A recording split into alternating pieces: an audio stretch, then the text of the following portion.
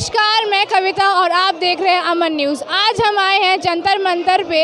यहाँ पे महिलाओं ने प्रोटेस्ट किया है राजस्थान प्रगतिशील महिला फेडरेशन में। इन महिलाओं का कहना है कि पार्लियामेंट में पहले 33% रिजर्वेशन थी, अब उनको 50% रिजर्वेशन चाहिए क्योंकि अब पॉपुलेशन महिलाओं की 50% हो गई है। चलिए आइए कुछ बात करते हैं कुछ महिला कार्यकर्ताओं से कि उनका क्या कहना है इस महीना में। शिला। आप कहाँ से आए हैं? मणिपुर से।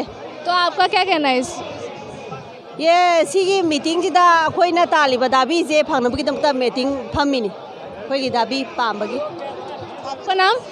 निशा सिद्धू। कहाँ से आए हैं आप? मैं राजस्थान से। तो आपकी क्या मांग है सरकार से? हमारी एक ही मांग है जो पिछले 30 साल से चली आ रही है, महिला आरक्षण की, लोकसभा में और विधानसभा में। और ये तब से है जब गीता मुखर्जी मेंबर पार्लियामेंट थी और पार्लियामेंट ने एक स्टीयरिंग कमेटी का गठन किया था, उसकी चेयरपर्सन गीता मुखर्जी थी और तब 33% महिला आरक्षण की मांग थी। उसके बाद देश भर में बहुत आंदोलन हुए। भारतीय महिला फेडरेशन NFAW ने लगातार आंदोलन किए हैं। इसी जंतर मंतर पे 21 दिन का धरना, 17 दिन का धरना, आए दिन प्रोटेस्ट इस मांग को लेके।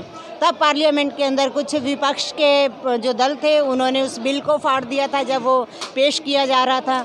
उसके बाद लगातार उसको कंट्रोवर्सी में रखा। जो भी सरकार आती है वो वादा करती है, अपने घोषणा पत्र में इसको शामिल करती है कि हम इस बार महिलाओं को आरक्षण देंगे और हर बार मुकर जाती है।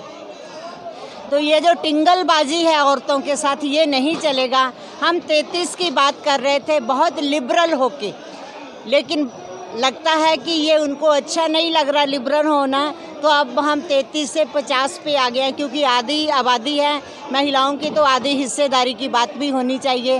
वो खाली पुरुषों का सदन नहीं होना चाहिए, वो सदन कलरफुल भी दिखना चाहिए और वो आधी आबादी के साथ दिखना चाहिए।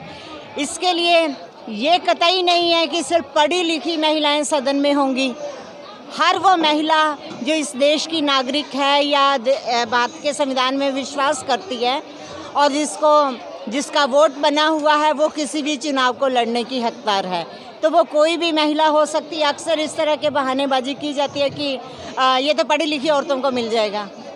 राबड़ी देवी जी कितना पढ़ी लिखी थी, फूलन देवी कितना पढ़ी लिखी थी, लेकिन वो भी सर्वोच्च सदन में निर्वाचित हुई हैं। राबड़ी देवी मुख्यमंत्री बनी है।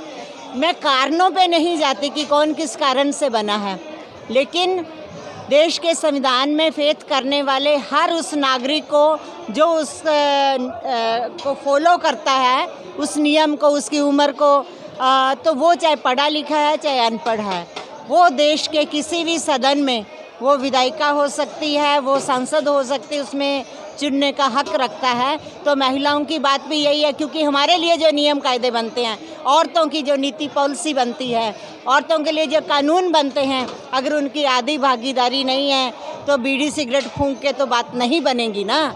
वो तो औरतें ही जानती हैं कि 9 महीने अगर बच्चे को कोख में रखना है तो जननी सुरक्षा योजना में क्या क्या होना चाहिए, मैटरनिटी लीव क्यों ज़्यादा मिलनी चाहिए, बच्चे को पालने में कितनी तकलीफ़ होती है, सुबह सबसे पहले उठती है, रात को सबसे बाद में सोती है। ये जनहित से हो रहा है। ये 1 अगस्त से शुरू हुआ है और 9 अगस्त तक चलेगा। 9 अगस्त इसलिए कि हमारा जो संगठन है 1954 से काम कर रहा है। आपका नाम? हमारा नाम कांति मिश्रा, हम यूपी से आए हैं।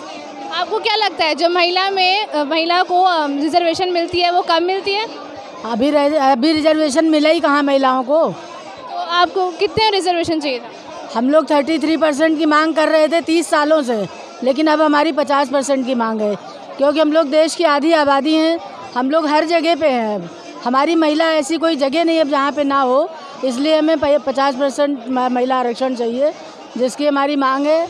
और जब तक सरकार नहीं करेगी हम लोग इस लड़ाई को जारी रखें। तो ये जो आप प्रोटेस्ट कर रहे हो, इससे आपको लगता है कि सरकार आपकी सुनेगी? हमारी कोशिश तो पूरी यही रहेगी, सुने, नहीं सुनेगी तो लड़ते रहेंगे। आपकी कोशिश पूरी है? हमारी कोशिश पूरी है। हम लोग इतने साल से लड़ रहे हैं और जब तक पूरा नहीं हो जाएगा तब तक लड़ते रहेंगे क्योंकि ये हमारा हक है, अधिकार है। हम उनको वोट दे के चुन के लाते हैं, पार्लियामेंट में बैठाते हैं, हम उन्हें PM CM बनाते हैं, तो हमारा आम जनता का, प्रजातंत्र का पूरा अधिकार है कि वो अपने हक के लिए बोल सकती है, अपने हक के लिए लड़ सकती है। तो जैसा कि आपने देखा, यहाँ की महिलाएं पूरी कोशिश कर रही है कि उनको आरक्षण मिले। इसी तरह की खबरें जानने के लिए आप बने रहिए अमन न्यूज़ के साथ। मैं कविता।